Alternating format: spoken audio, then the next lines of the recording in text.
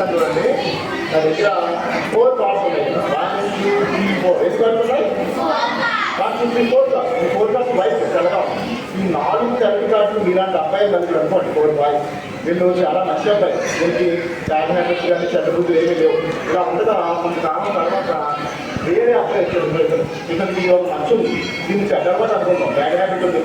ఇతను మంచి వాళ్ళతో చేరి నేను మీతో స్నేహం చేస్తాను అంటాను. అప్పుడు ఇందులో ఒక అబ్బాయి చెడ్డవాళ్ళతో నేను చేయొచ్చా ఇలాగే ఒక తెలుగుగా నేను చెడ్డవాళ్ళతో ఉన్నది ఒక మాత్రం దూరంగా వచ్చాడు. తెలుగు ముగ్గురు చెడ్డవాళ్ళతో కొంతకాలం స్నేహంగా ఉన్నారు. చెడ్డవాళ్ళతో స్నేహం చేస్తే అక్కడ చెడ్డవాళ్ళు మనకు కూడా తెలుగుగా ఇవ్వాలి అనుకుంటాం.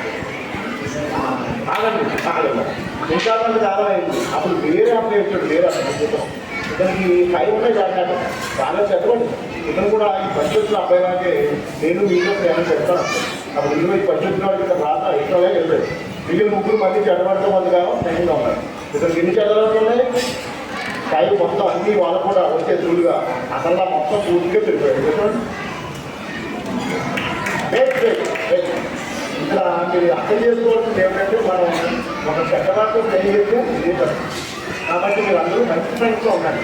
మంచి అవకాశాలు వస్తాయి. అందువల్ల మీరు భవిష్యత్తు మంచి స్థాయికి రావాలంటే ఫ్రెండ్స్ కూడా మంచి వాళ్ళ చెప్పాలి అని పాయింట్. ఓకే.